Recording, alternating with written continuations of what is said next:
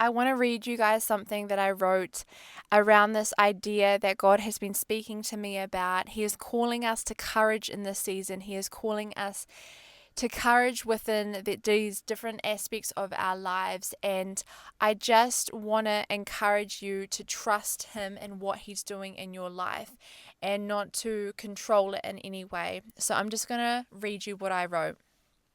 Maybe you are someone who has something super valuable in your life right now. Maybe it's a job, maybe it's a relationship, a mission of yours in life, but you are afraid to be honest about it.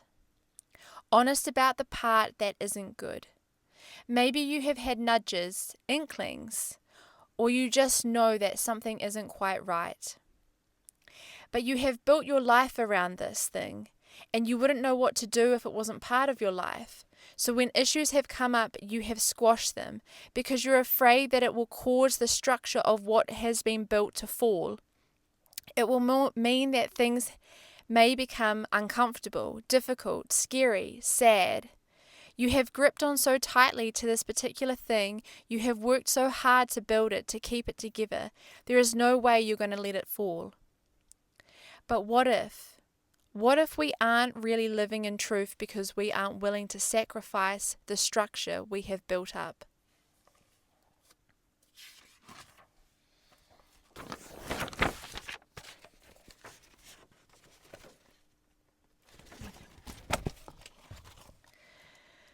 What if we are living in a falsehood because we can't bear to think that the thing we love could collapse?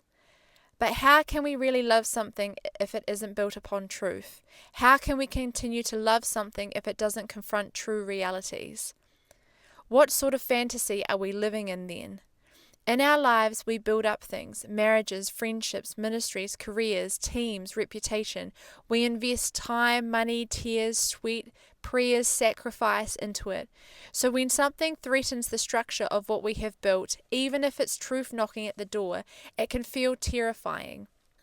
But what if confronting the issue cracks something? What if it disrupts growth or momentum? What if it costs us the whole thing?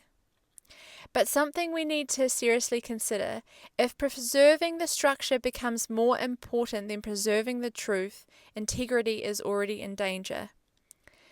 But if that structure is God's will, if it's aligned with the truth, it will stand through the examination. It will stand through hard conversations. It will stand through correction. We don't need to shield what God is sustaining. And if it falls because the truth exposes something, then maybe it wasn't that strong after all, and maybe the fall is God's mercy. Because mercy says, I won't let you build your identity upon this any longer. I won't let hidden compromise define the next generation. I love you too much to let this go unchallenged. When something falls, what remains is real. When something falls, what remains is real. What remains can actually hold weight. What remains is aligned with love and truth. When love is real, truth is present. And when truth is righteous, it's done with love.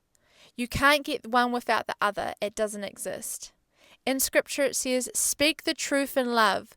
We will grow to become, in every respect, the mature body of Him who is the head, Christ. Truth without love becomes cruelty, and love without truth becomes cowardice. And if we are being honest, it is usually fear that tempts us to choose cowardice. Fear of conflict, fear of being misunderstood, fear of rejection, fear of rocking the boat, fear of the structure collapsing and losing something you have loved. Silence can feel safe in the short term, but if someone is heading towards harm, we say nothing just to avoid discomfort. That isn't love. That is self-protection dressed up as kindness. I'm not saying to speak the truth from a prideful and egotistical place where there is a need to be right, where there is a need to show up the other person, but do not suppress the truth out of fear. Speak with steadiness and accept the cost of it. There are environments where you can feel tension, where hard conversations have been avoided for years, where convictions are labelled harsh, where people are afraid to challenge error. The atmosphere can feel suffocating, and it takes real strength to stand alone if necessary, to remain calm under pressure, to be rejected without collapsing. So the question God is asking you today is, will you avoid the truth when it threatens something you value? God is calling you to courage today. He is saying, I have got you. You will be okay. I have a plan.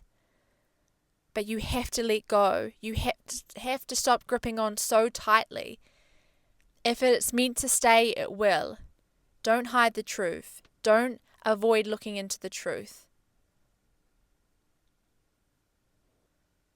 Yeah, He will bring you to a place of joy, where you can have true peace in your heart because you know that you are walking inside the will of God. Don't let your heart be hardened anymore. Turn to Him today. Confront it today. It will be okay. Love and blessings. I'll talk to you guys later.